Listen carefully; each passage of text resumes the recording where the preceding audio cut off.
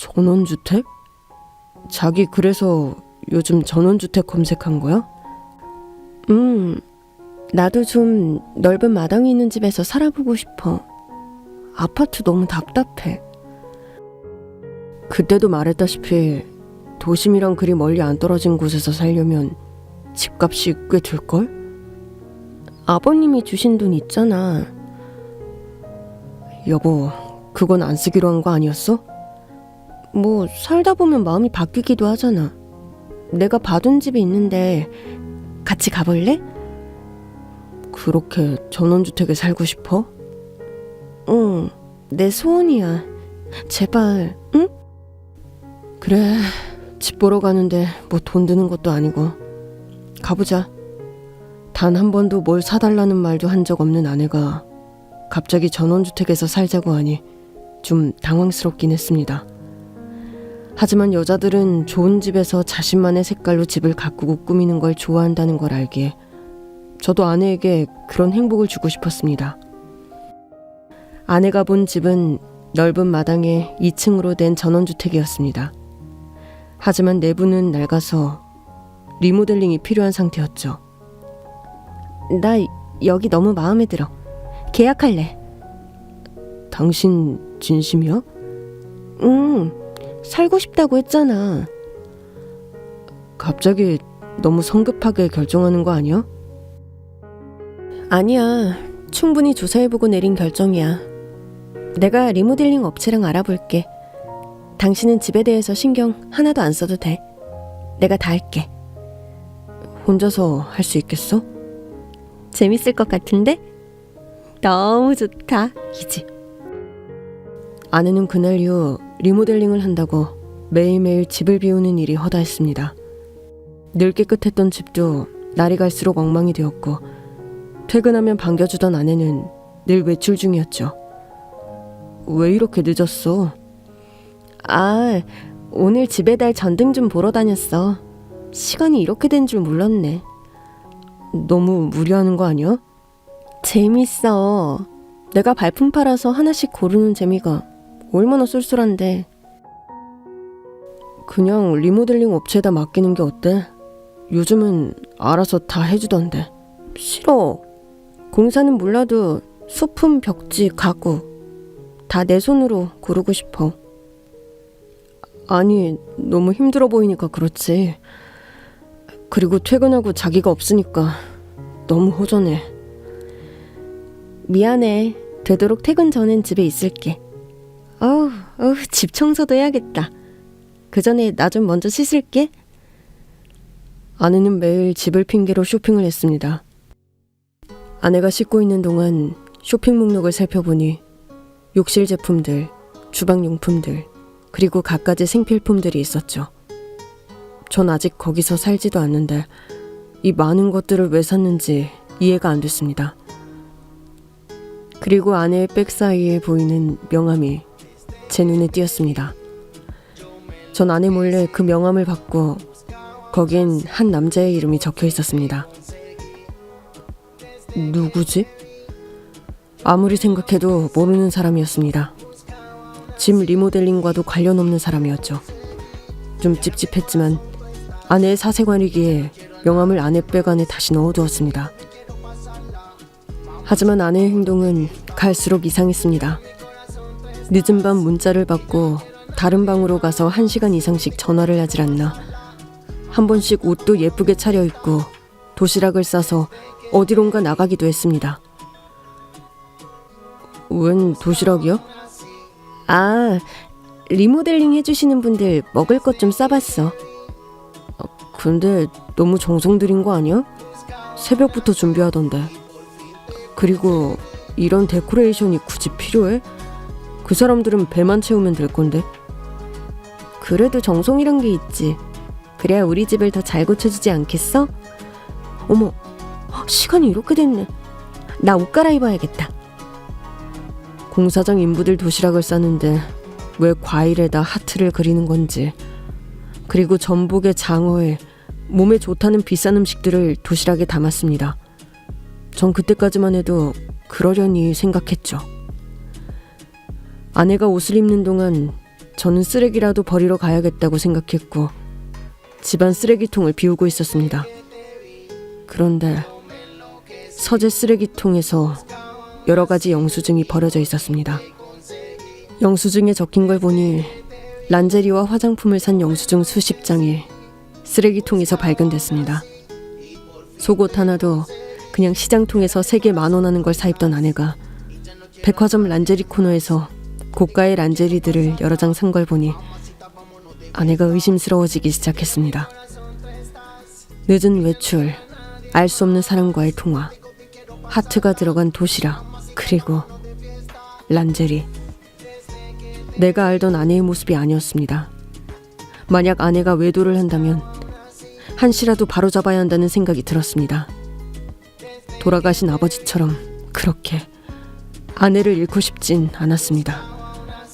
자기야, 오늘은 나랑 같이 가자. 안 돼. 아니, 내가 살쯤 내가 가보겠다는데 왜 안 되는 건데? 오늘은 페인트 칠을 해서 내부에 들어가기가 좀 그렇대. 도시락만 주고 올 테니까 자긴 집에 있어. 나 갔다 올게. 아내는 불이 나게 집을 나갔고 전 안 되겠다 싶어서 아내의 뒤를 밟아야겠다고 생각했습니다. 아내는 말 그대로 우리가 살 집인 전원주택으로 향하고 있었습니다. 저는 분명히 저 집에 아내의 외도를 잡을 수 있는 증거가 있다고 확신했습니다. 집 근처 주차를 하고 아내가 전원주택으로 들어가는 걸 지켜보았습니다. 그런데 보니 리모델링은 이미 마친 지 오래고 집안에서 웬 남자가 나와서 아내의 짐을 들어주며 반가워하는 모습이 보였습니다. 그걸 보니 정말 눈이 돌 지경이었습니다. 어떻게 내 아내가 저런 더러운 짓을 하고 다니다니. 분노가 치밀어 올랐습니다. 더구나 저 집은 돌아가신 아버지가 물려주신 유산으로 산 집인데 저기서 딴 남자와 미래를 즐기다니. 배신감이 이루 말할 수 없었습니다.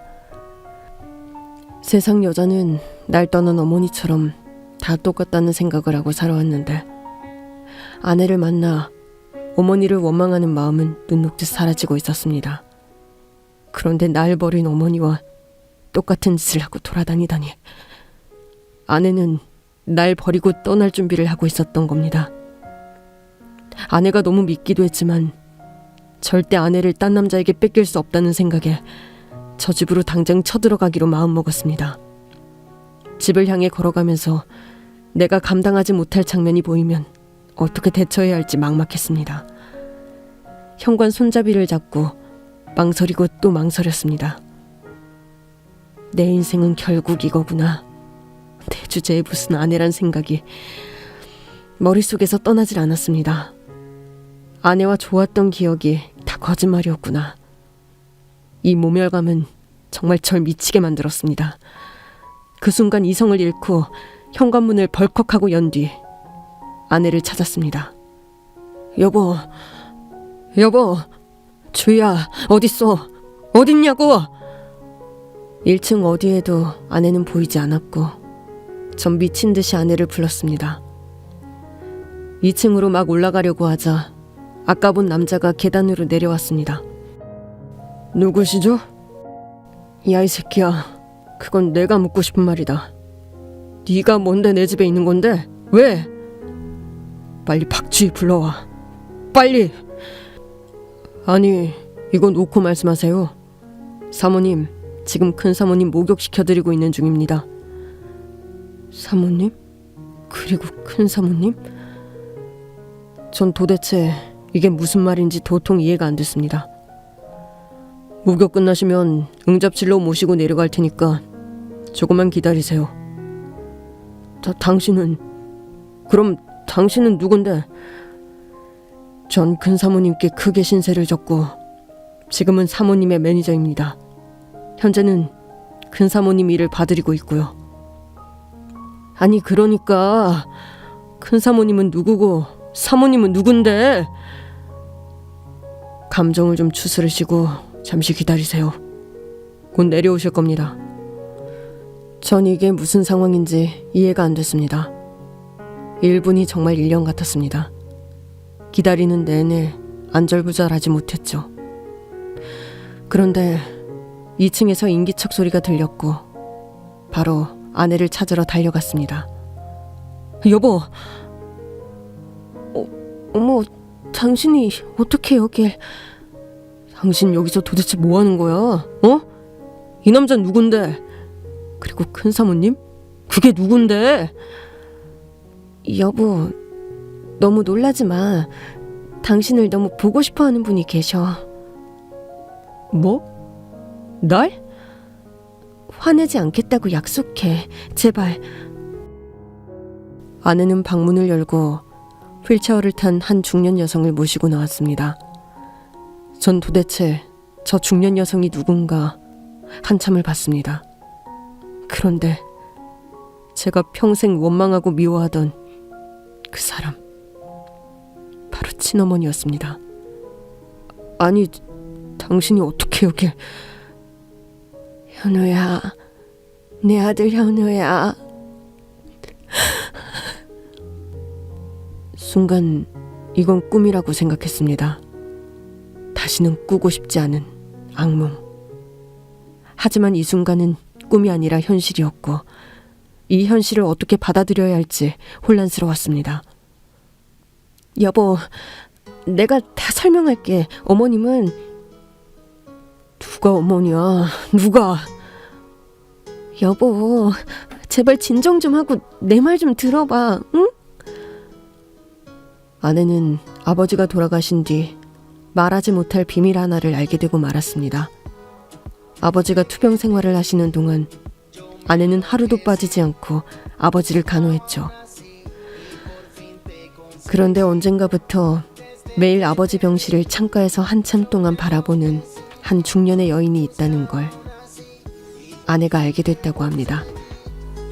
처음엔 그냥 아버님 지인이신데 암투병 중이시니까 섣불리 병문안을 못 하시는 건가 생각했어. 내가 나타나면 바로 사라져버리셨으니까. 그런데 자세히 보니 환자복을 입고 계시더라고. 같은 병원의 환자로 두 분이 계셨던 거야. 어머니는 신장투석 때문에 한동안 병원 신세를 져야 했는데 그때 병원에 있는 아버지를 발견했고 그렇게 매일같이 아버지 병실 앞을 지키셨던 겁니다. 지난 내 과오가 너와 네 아버지를 이렇게 만든 것 같아. 내 가슴이 온통 피멍이 들었다. 내가 결국 네 아버지를 그렇게 만든 것 같아서. 이제 와서 그러면 뭐예요? 네? 내가 죽을 죄를 지었어. 그땐 그게 최선이라 생각했다. 그리고 내가 행복해지면 언젠가 널 찾아가 미안하다고 말하려고 했었어. 그런데 이렇게 시간이 너무 늦어버렸구나. 미안하다. 미안해. 아내는 아버지가 돌아가시기 전 어머니를 만나 이야기를 나누었고 어머니 또한 신장투석으로 건강이 많이 안 좋다는 사실을 알게 됐다고 합니다. 그리고 저를 그토록 그리워하는 모습을 보니 아내는 어머니를 모른 척할 수 없었다고 했습니다. 어머님도 편찮으셨어. 너무 힘드셨다고. 부모잖아. 당신에게 몇 번이나 말하려고 했지만 입이 떨어지지 않았어. 당신이 어머님을 받아들일 준비가 안 된 것 같아서. 하지만 여보, 난 어머님을 보고 그냥 혼자 계시게 할 순 없었어. 그래서 이 집도 급하게 결정한 거야. 아내는 그렇게 아버지 장례식을 마치고 어머니를 모시기로 마음먹었고 그래서 전원주택을 산 것이었습니다. 엄마, 그때 갓난 아이를 두고 왜 떠나셨어요? 왜 그렇게 일찍 집을 나가신 거냐고요? 제가 얼마나 힘들었는 줄 아세요? 난 네가 기억이 잘 나지 않을 때 떠나려고 했던 거야. 변명처럼 들리겠지만 자식이랑 생이별을 하고 난 매일매일이 지옥이었다. 성공해서 멋진 엄마가 돼서 다시 널 찾으러 가려고 했어. 성공하면 뭐하니? 내가 그땐 너무 어리석었어. 엄마의 방에는 곳곳에 아내의 손길이 닿아 있었습니다. 하트가 그려진 도시락통도, 어머니가 바르는 화장품, 그리고 옷과 속옷까지도 모두 고급스러운 것들이었고, 아내는 한 번도 해보지 못한 것들을 어머니를 위해 준비했던 겁니다. 전 그것도 모르고 이 모든 걸 외도라 생각했던 거죠. 엄마는 아버지와 절 떠난 뒤 프랑스에서 각광받는 작가가 돼 여러 전시회를 열었고 국내외적으로 성공한 화가로 알려져 있었습니다.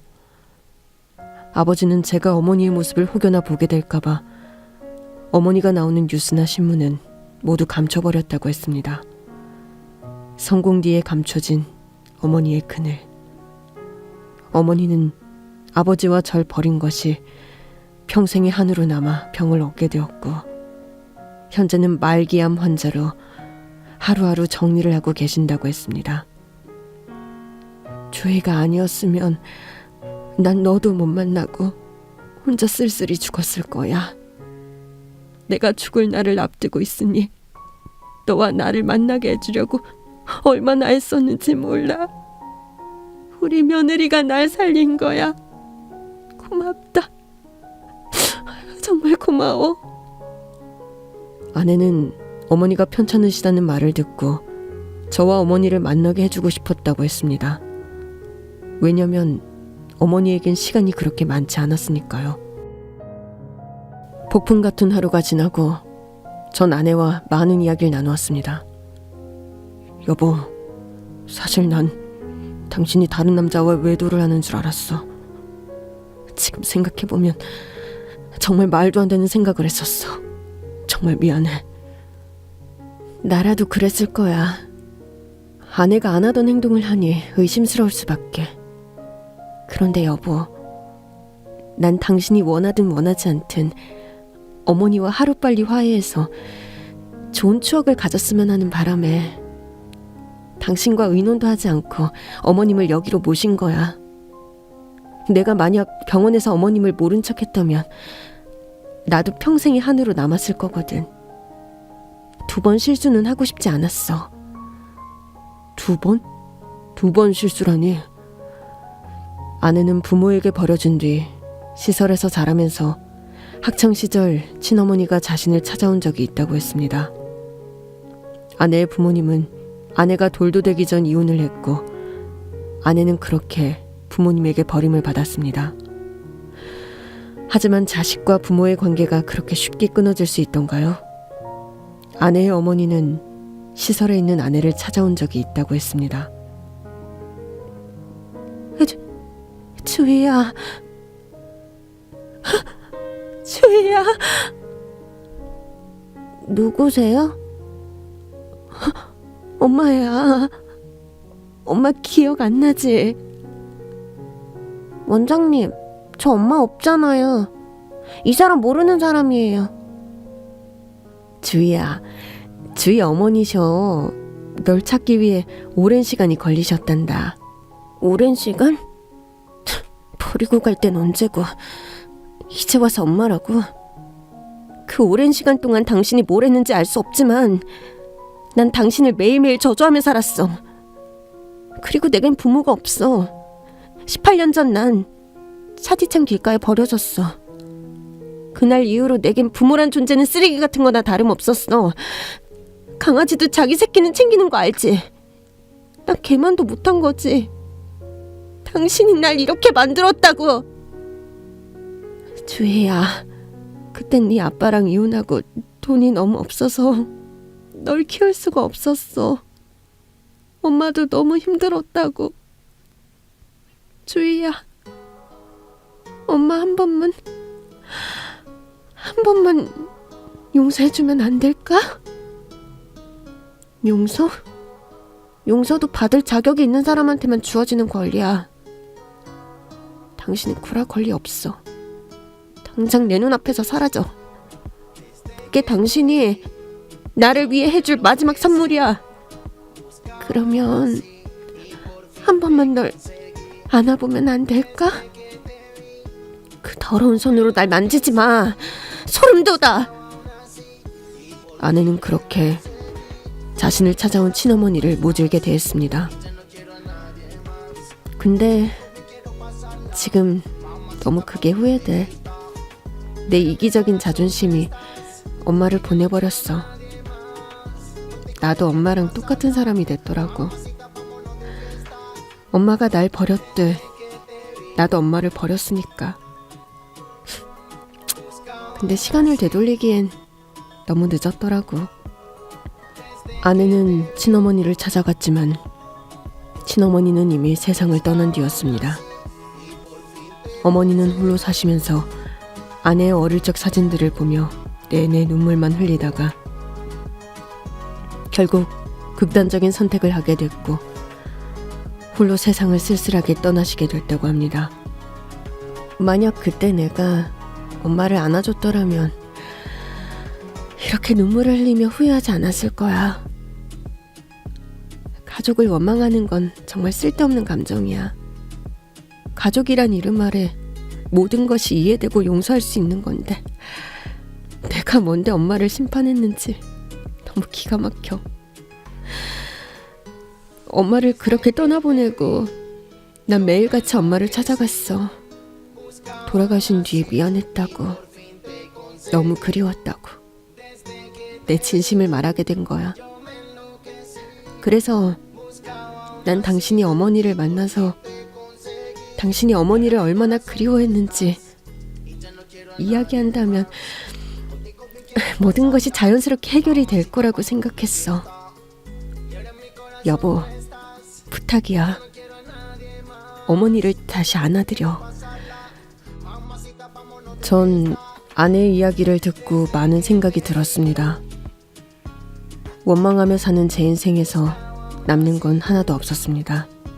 천만다행으로 이렇게 천사 같은 아내를 만나 사는 행복이란 걸 알았고, 원망만 하다 친어머니를 떠나보낼 뻔했지만 아내 덕분에 어머니를 다시 안아드려야겠다는 결심을 하게 됐습니다.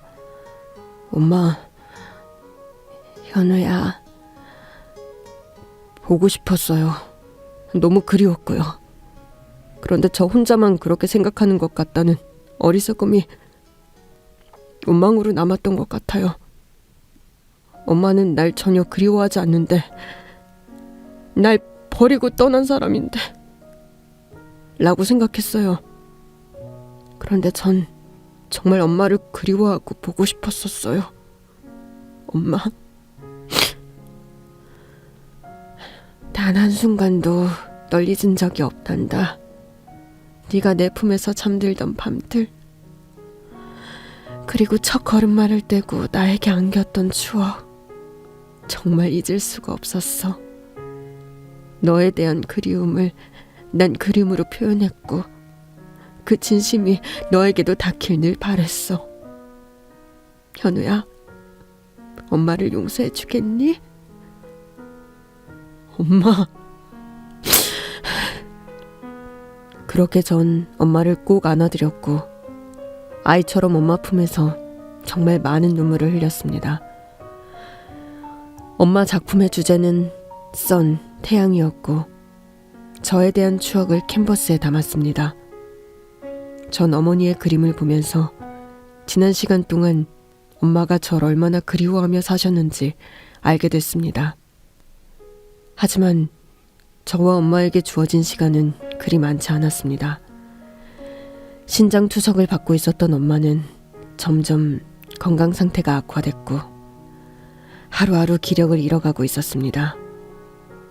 현우야, 내 작품들 아직 세상에 내놓지 않은 것들이 많이 있단다. 세상에 내놓지 않은 작품들은 너에게 제일 먼저 보여주고 싶어서였어. 그런데 다행히 이렇게 널 만나서 내 그림을 보여줄 수 있다는 것에 너무 감사하단다. 저와 아내는 그림 같은 전원주택에서 매일매일 좋은 시간을 보냈습니다. 그리고 엄마는 햇살 좋은 아침 아주 고요히 세상을 떠나셨습니다. 마치 아버지처럼 말이죠. 저희 부부는 어머니가 돌아가신 뒤 어머니를 위해 전시회를 열었고 전시회 수익금은 어머니의 유서대로 어려운 사람들에게 기부를 했습니다. 전 어머니가 세상에 없다는 걸 생각하면 너무 슬펐지만 어머니가 돌아가시기 전 만날 수 있었다는 것에 너무 감사했고 절 위해 이 모든 걸 해준 아내에게도 너무 감사했습니다.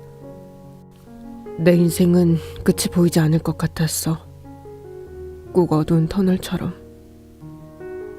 그런데 당신이 내게 빛이 돼준 거야. 사랑해. 죽을 때까지 당신을 사랑할 거야. 당신은 내게 아주 큰 선물을 줬어. 가족이라는 선물. 너무 고맙고 나도 사랑해. 우리는 그렇게 시련과 고난을 이겨내고 이제는 아들 하나 딸 하나를 둔 부모가 되었습니다. 마당에서 뛰어노는 아이들의 모습을 보면 어머니 아버지가 이 모습을 보면 참 좋아하셨을 텐데 하고 가끔 안타까움이 밀려올 때도 있습니다.